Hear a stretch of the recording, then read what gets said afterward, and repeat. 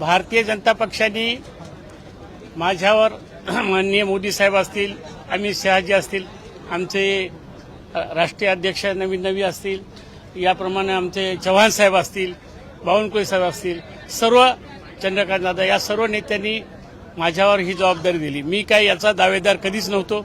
मी पक्षाकडे कधी मागणी सुद्धा केली नाही। मी सर्व जनतेच्या खाली तळावर काम करणारा नेता आहे। मला अचानकपणे पक्षाने जनतेच्या कार्यासाठी हे पद दिलेले आहे। मी खात्री देतो की ज्या नेत्यांनी माझ्यावर विश्वास टाकला त्या नेत्यांचा विश्वासास पात्र ठरेल। या पदाचा खालच्या लोकांपर्यंत कसा उपयोग होईल यासाठी मी सातत्याने प्रयत्न करेन आणि पक्ष बांधणीसाठी आणि पक्षवाढीसाठी त्या ठिकाणी काम करेन, एवढंच मी या ठिकाणी सांगतो। मला कधी तसं वाटलं नाही, परंतु देवेंद्रजी साहेब असतील, मोदी साहेब असतील, आमचे अमित शहा साहेब असतील, भाजप हा पूर्णपणे अभ्यास करून कार्यकर्त्याला संधी देण्याचं काम करतो। माझ्या घरात कोणी ग्रामपंचायत सदस्य सुद्धा नाही। असं असताना मला राष्ट्र स्तरावर देश पातळीवर वरिष्ठ हौसचा सभासद केलं, अतिशय मन भारावून गेलं आणि माझ्या ज्या कामाची पावती मला पक्षाने दिली असं मला म्हटलं तर चालेल। तुम्ही विधान परिषदेवर होता, विधान परिषदेची तुम्ही आमदारकी सोडली, त्यानंतर देवेंद्र फडणवीस यांच्यासोबत भाजपमध्ये आलेला। कशा प्रकारे बघताय हा सगळा प्रवास? एकूणच कुठेतरी 7 वर्षाचा खंड होता। तुम्ही अध्यक्ष देखील राहिला, जिल्हाध्यक्ष देखील राहिला, पण कुठेतरी संधी मिळत नव्हती याची नाही, संधी कधी मिळत नव्हती असं कधीच झालं नाही। मी एका विचारधारेच्या दृष्टिकोनातून मला राष्ट्रवादी सोडला, राष्ट्रवादीचा मला काही त्रास नव्हता, परंतु मोदी साहेबांचे जे काम करण्याची पद्धत असेल, देवेंद्रजी ज्या मी जवळून बघितलं होतं राज्याचे मुख्यमंत्री म्हणून, आणि म्हणून कुठेतरी ही विचारधारा त्यापेक्षाही लोकांना उपयोगी ठरू शकते। गोरगरिबापर्यंत वंचितापर्यंत पोहोचण्याचा पक्षाचं धोरण आहे।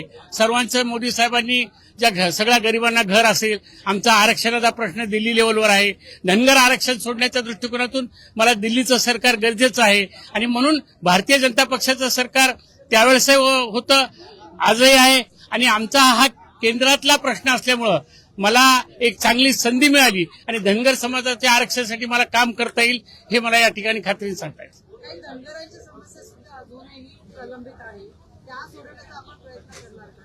त्याच्यासाठी सांगितलं की मला आता ही संधी मिळालेली आहे समाजाचे प्रश्न सोडवण्याची। भारतीय जनता पक्षाच्या प्रधानाला त्यांनी संघर्षाला चांगली संधी दिली। पहिल्यांदा भारतीय जनता पक्षानेच महात्मे साहेबाला राज्यसभेवर घेतलं होतं, आता दुसऱ्यांदा मला घेतले। 60 वर्षात कोणी सुद्धा आमचा लोकसभेत सदस्य नाही, राज्यसभेमध्ये दुसरी संधी मला मिळालेली आणि आपल्या भाजप सरकारने मान्य देवेंद्र सरकारनेच आदिवासींना सवलत देता आली नाही म्हणून आदिवासींना ज्या सवलती आहेत त्या 13 ते 20 GR काढून धनगर समाज सुद्धा दिली। आज महाराष्ट्रामध्ये इंग्रजी शाळेमध्ये जवळपास 1 लाखाच्या वर पोरं धनगराच्या त्या इंग्लिश स्कूलला मोफत शिकतात। हे सुद्धा अतिशय चांगल्या प्रकारचं त्या ठिकाणी काम झालेलं आहे आणि म्हणून काही राष्ट्रवादीच्या दृष्टिकोनातून, राष्ट्रप्रेमाच्या दृष्टिकोनातून काही टेक्निकल अडचणी येत असतात। आदिवासी समाजाचा असंतोष आहे, परंतु आमची मागणी आहे की आदिवासींचं काही हक्क न डावलता बाबासाहेब आंबेडकरांनी ज्या घटनेमध्ये आम्हाला धनगर आणि धनगर म्हणून आदिवासी दिलेली ती सवलत आम्हाला मिळावी, ही समाजाची 60 वर्षावरची मागणी आहे आणि ती मागणी सोडवण्यासाठी मला या पदाचा आपल्याला सदुपयोग होईल आणि मला खात्री आहे की भारतीय जनता पक्षच आमचा विचार करून काही काळात आम्हाला आदिवासीच्या सवलती मिळतील।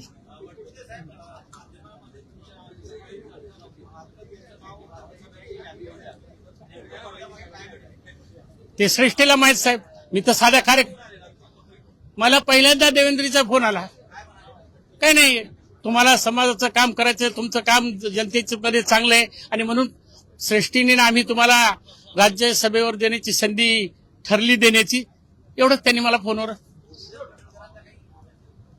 हा गोपीनाथ पडळकर माझ्याबरोबरच आहेत, राम शिंदे माझ्याबरोबर आहेत, आमच्या समाजाचे सगळे नेते माझ्याबरोबर आहेत। असं कोणी आमच्या समाजामध्ये नेत्यामध्ये कधीही दुरावा निर्माण झालेला नाही। आम्ही सगळे एक साथ असतो, सगळे मिळून समाजाचं काम करतो, सगळे मिळून सगळीकडे जातो आणि समाजाला न्याय देण्याचं काम करत असतो। शरद पवार यांना हे देखील तुमच्यासोबत आता राज्यसभेवर येतात, अशा प्रकारे बघताय पूर्वक्षमीचे तुमचे नेते होते, कुठेतरी तुमच्यासोबत तुम्ही आता दोघेही राज्यसभेवर येतात। आता हा योगा म्हणा, नेते ते माझे आजही येतं, आज राष्ट्रीय स्तरावरचे ते नेते आहेत त्यांच्यामुळे, पण त्यांच्यावर बसण्याचा योग आला हे माझं भाग्य आणि ते भारतीय जनता पार्टीने मला दिलेली संधी आहे।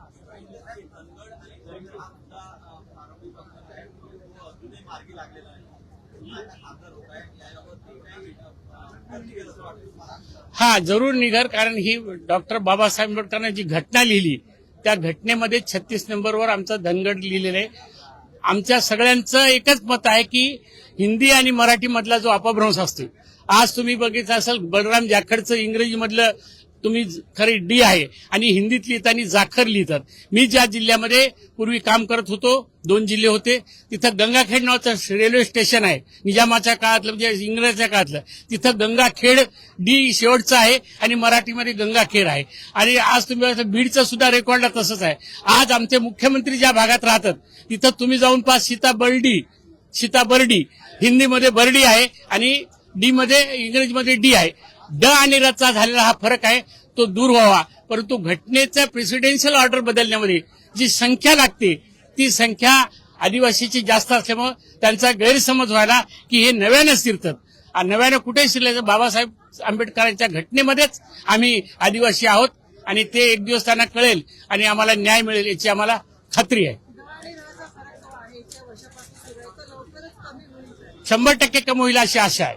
कारण आज म्हणतात ना, अंगणात गेले की घरात जाता येते, तसं देवेंद्रजी फडणवीस माननीय यांनी आमच्या समाजाला आदिवासीच्या 22 सवलती लागू केल्या.